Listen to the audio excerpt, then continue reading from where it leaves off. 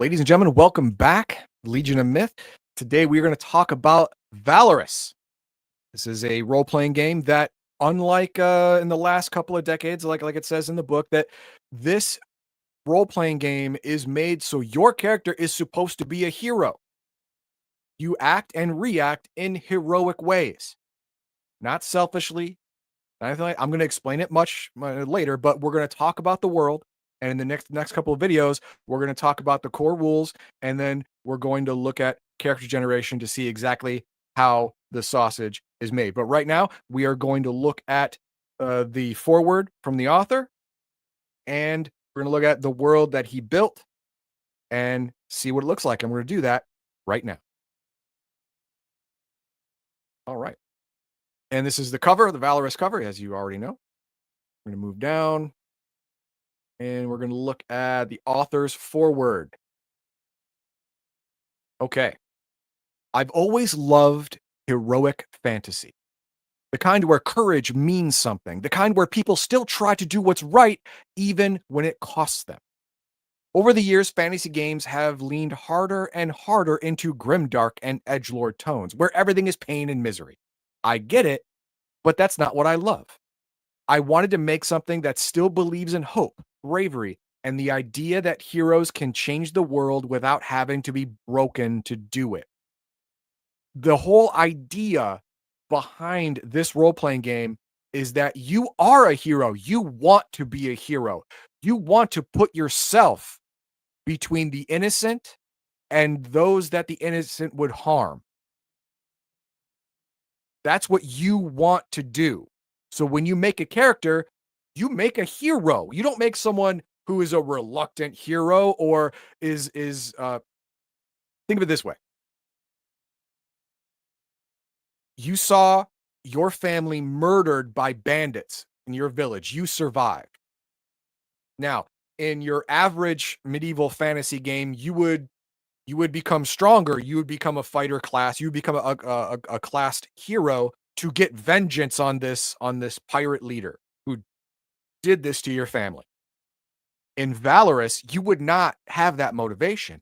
Your motivation would be to become stronger so you can protect other children from ever having to face the pain that you faced, to protect them from the grief and harm that comes with that, to stand between that future child and that future pillager, to protect his parents so he can grow up happy.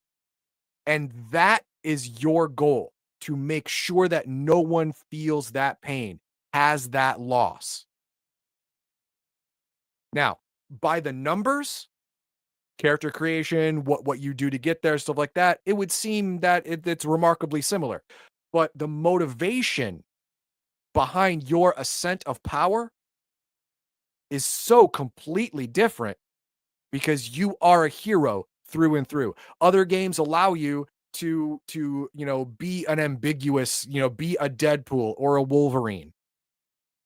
Like, have darkness inside you and every once in a while a flash of light or heroicness, whatever, and that ends up defining you. No. You're a hero all the time. You always put yourself in harm's way for an innocent. You always give up something for someone who needs. That's just what you do. That's the kind of person you are as a player character. That's what makes this game different than many of the other games out there. You know what it reminds me of, although it more bluntly states it? What's that? That's how Earthdawn is supposed to be. That's how Earthdawn. Well, it's even more focused than Earthdawn because legends don't have to be heroic legends, to be fair. No, but Earthdawn was all about healing the world. It was all about you're pushing back against the horrors and the people that summon them and play around with them. This is, like I said, this is more poignant about it, but it's one of the things that I always tried to get through to you guys when we did play Earthdawn was like, hey, you're the heroes here. You're not burning down villages. Fair enough. All right, and then we have the glossary of terms, which we're not going to go over, but what I am going to go over is the introduction. Here we go. Valorous is a game of heroic deeds, bold choices, and moral clarity in a world that often needs saving. Here, your characters are more than adventurers. They are champions shaped by struggle, driven by purpose, and called to rise above fear and selfishness. Whether you fight for justice, protect the innocent, or seek redemption, Valorous offers a framework where courage matters and every action can echo through history. This book will guide you through the rules, setting, and spirit of play, giving you the tools to forge stories through worth remembering, excuse me. But first, our mission statement. What is Valorous? Valorous, at its most basic, is a tabletop role-playing game of heroic deeds, perilous quest, and mythic adventure. It draws on the classic spirit of sword and sorcery, blending cinematic storytelling with intuitive, unified mechanics. Every roll, whether to strike an enemy, sway a noble, climb a storm-swept cliff, whatever, uses the same feat system, ensuring play remains fast, fair, and story-driven. The feat system is very, very easy to get into and understand. All you need is pencil, paper, and percentile dice, and you can basically do anything and everything that needs to be done in the game with these 3 items. That's it. A return to heroic fantasy. In an age where grimdark narratives dominate the landscape of fantasy role-playing, where every knight hides a knife, every god is dead or corrupt, and every quest ends in compromise, Valorous stands apart. It is a bold return to the roots of heroic fantasy, a genre where good and evil are not blurred shades of gray, but burning banners on the battlefield of the soul. It is a world where heroes matter, not because they're powerful, but because they choose to stand tall when others fall. Think of your character as a paladin. All your characters are paladins. That's this.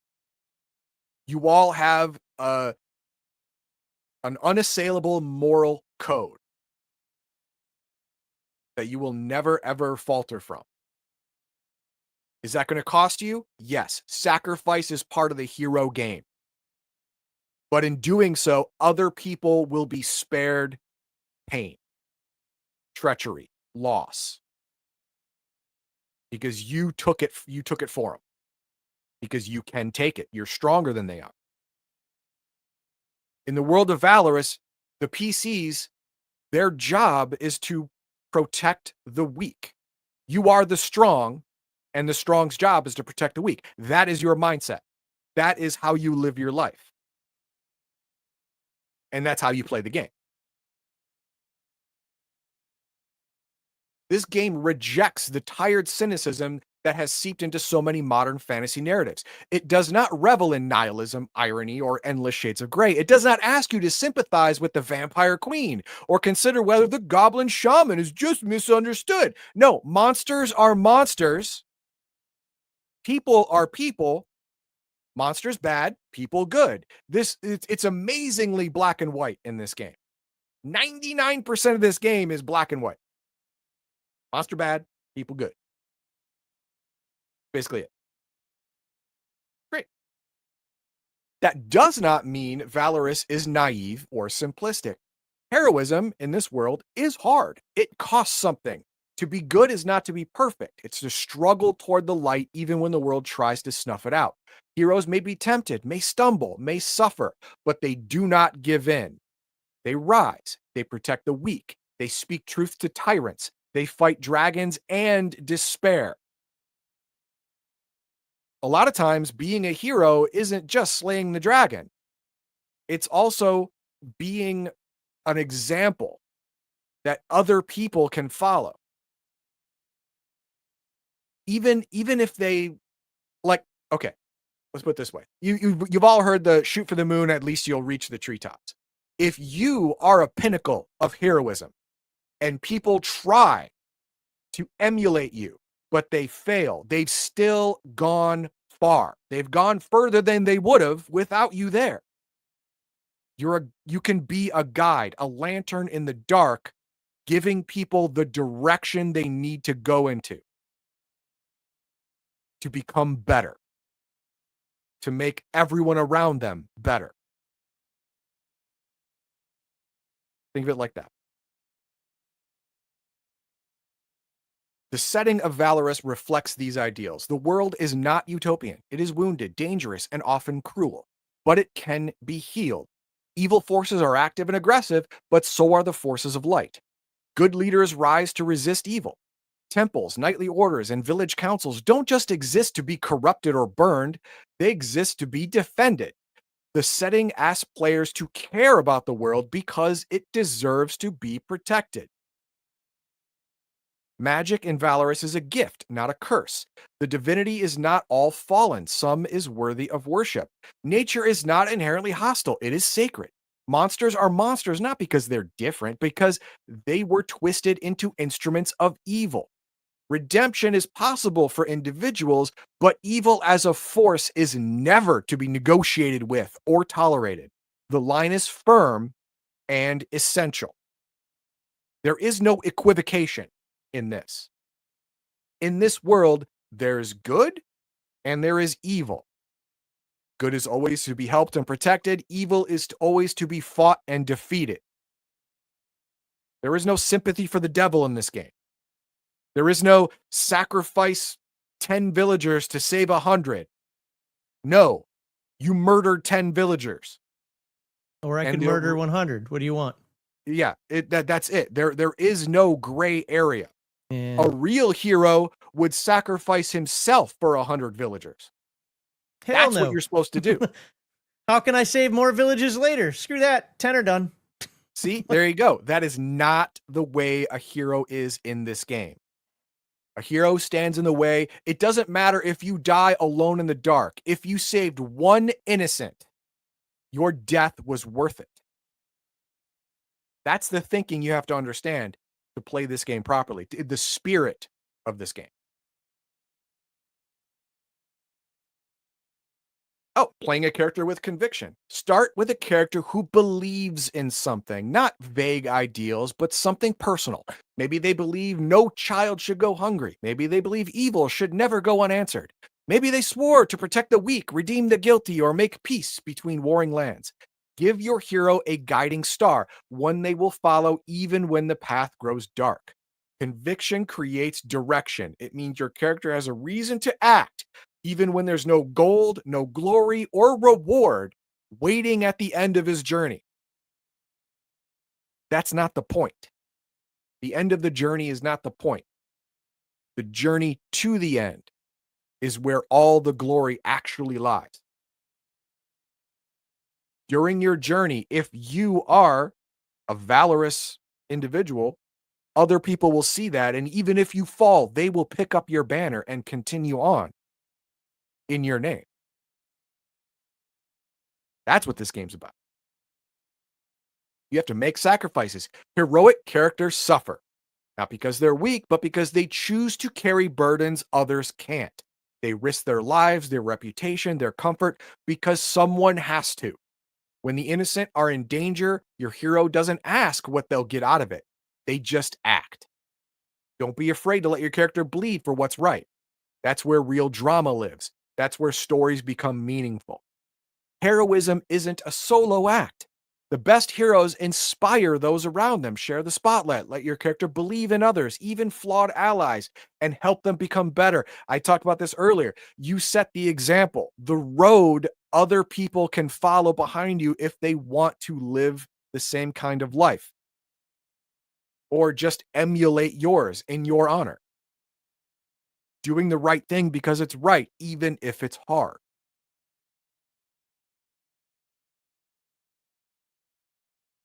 And that's there was one more thing I want to get on. This is very important. I got to get the right page though. This is very important because there it is, page 11. Of course, it's not page 11. It's going to be offset. Here we go. We start looking at the write-ups for all of the sections of the world on this map, all of the sections, and this is a telltale sign that you as a game master, if you're going to run this game, you need to know the lore inside and out. If the creator of the game created his own months, days, seasons, it is very in-depth. Lore-wise, it is going to be specific. You can't wing this as a Didn't we game talk master. about this recently about making silly names for We did, seasons yeah. and days and months and The months of the year. In winter, Frost Wane, Dawn March, and Thaw Song. The deep and cold nights, years turning it. Yeah. This is 12 months of 30 days each, punctuated by 5 festival days between the seasons. No, that's good. So we talked about this. I forget what the video was, Yes. but we talked about this recently about people who make weird names for all their stuff. But here's the thing. So far, I'm reading those, and they generally make sense. And since he's still using a calendar of 30 days, Yeah. nice and simple. It is. Add the extra 5 days in there for a festival if you want, or just go 360, whatever works for your table. No. Here's the thing. If the creator of a game got so specific as to define the days of the months and rename the months and gives special festival areas for the months, that means the rest of the game is also going to be very, very lore specific. And you can't wing it. You have to know it all. Because if you start winging it, your mistake is going to reverberate throughout the entire rest of the tone of the game. Well, You have to get everything right. was not on the game master, it was on game design, and where it's like this makes sense. You didn't change it to like 400 days and 10-day weeks and all this other nonsense that people do. That's not what I'm talking about that. It's game design I'm talking about. No, I'm talking about game design right now because we had this recently in a video, and I'm saying that this is generally good. Okay, now that you're done. What I'm saying is that if the creator of the game went through this kind of trouble just with a calendar, then the rest of the lore is going to be very specific and drawn specifically for these regions. It's going to be hard coded into the rest of the game. Do not wing it. Know it all. Very important to know all the lore before you run this game. Everything's going to be interconnected. You can easily make a mistake that's going to come back and bite you in the butt later on in a campaign. And yes, it is very, very specific. Every region has its own lore. There are several different tribes of humans or elves that have different backgrounds and customs. All of that is very, very spelled out very specifically. So it's important you as a game master know exactly where you're going to be, what regions. If you go to a different region, you must know the customs and traditions of that region and how those people view people from the other region where your player characters are from, or else the game is going to break itself right in front of your eyes. Very important. That's hyperbolic. Yeah. I don't think you have to know everything. It's a good idea. Get the tone, get the read it. Absolutely. I'm somebody that always believes in reading this stuff, but get the tone, get the understanding. If it's not perfect, it's not perfect. And every individual's anyway. All right. But that is the foundation of this game. That's what this game is about. Now, in the next videos, we're going to talk about the rules. We're going to go over, how things are done, how actions are adjudicated, all that great stuff. And then we're going to go over the character creation process to see how you can create a character in this game and how it works. Do we have any comments? Not really. There wasn't a lot of commentary there, but I'd like a little bit more on your thought. What are your thoughts on this? Okay. I mean, just expressing it to people, but is good. But what did you think about while you were reading? Is this something you want to do? While I was reading it, I was like, okay, I can dig it. I mean, I never liked the idea that in a game, technically, you could make an evil character and be in a party of mostly good characters and still be functional. It's possible, but I can never wrap my brain fully around that idea. It works good in a novel. It's never worked good at a table. Okay. That's my experience. According to the rules of many games, it should work in certain situations, but no. In this game, that doesn't work at all because it's not allowed. You are literally not allowed to be evil. You must be a hero and a specifically defined hero. This is the kind of hero you have to be. It says it right in the beginning. It's right on the tin. If you're not this, you're not playing. I like that. I like that a lot because a lot of players have it in their head that every once in a while they can be super selfish and still be good. No, you can't. Not in this game. You talk the talk and you walk the walk every day. I like that. I think it's a little too black and white for my taste. I do like the fact that monsters are evil. I do like the fact that the world is broken, and I think you should be heroic to help heal it. But I also like, I'm definitely different than Bear in this one. I like people with gray areas. I like people with, I'm a hero, but I also got, I'll exaggerate here. I'm also an alcoholic or something, and that has a negative effect on my life and how I grow beyond that. Because I like characters to grow from zero to hero, or from to, oh, he's actually doing something better now, but also have some foibles in them. So the whole, like, and the way you said it, and I think you said it right, this whole everybody's a paladin of sort, it would bore the crap out of me after a short time. I like it conceptually, but there's got to be more to it than that. Okay, well, he says it right here. You can be that alcoholic. The idea is you want to get better. You're always striving to beat that alcoholism. Always. Sure. You never give up. You never quit. There is no, But it seems like the game punishes you for not doing that, though. Yeah, the game punishes you for actually quitting because you can't. You literally can't. You have to be always moving forward, doing the right thing. Now, the speed at which you move, how many times you stumble, that's part of the story. But you will be moving toward the finish line or die on the way there. There is no quit in a hero. A hero who never gives in to his demons ever does not have a good story.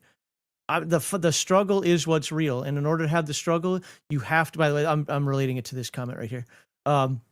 You have to have the struggle, and sometimes you have to give in order. You have to make that trolley choice, and pick which one is the lesser of two evils in that. There are gray areas just in life. And I get that I'm not saying every game should be about, bad consequences because you picked this. I'm not saying that. I like the general tone of the game. It's just the way it's presented so far, at least the way Heathen Dog took it and presented, because I haven't read it yet, is very, very, like, everybody's Superman, everybody's a paladin. And like I said, for me, I can't do that long term. Then this game isn't for you, because the valorous answer to the trolley problem is to throw yourself in front of the trolley to derail it before it gets to the junction. That's the answer. You sacrifice yourself to save everyone. That's the only right answer. But I would only do that if it's 100% guaranteed to work. And Nope. Since I'm not stopping a trolley, Okay, it's only a lever you're not a I pull. hero. Then you are not the hero for this game. And that's fine. And I would actually say that most people, not even most people, there's nobody that's just going to throw himself in front of a trolley knowing that he can't stop it. Knowing that he might not surely stop it. Still. If there is a chance you can save everyone, you'll do that. In this game, as a hero PC player, as a hero player character, you would definitely do that. Because there's a chance you could save everyone. You do it. Yeah, I like people, not cartoon characters. Okay. Then this game wouldn't be for you. I get it. But I'm kind of digging it so far. So there we are. And go ahead and pull up the subscribe. Yep, doing that now. Yeah. The next two videos, like I said, we're going to talk about the core rules, how the rules work, how the face rip system is played. We're going to talk about column shifts and all that cool stuff. And then we're going to look at the character creation area and see how a hero is made. Till then, thank you very much, and I hope you come back again.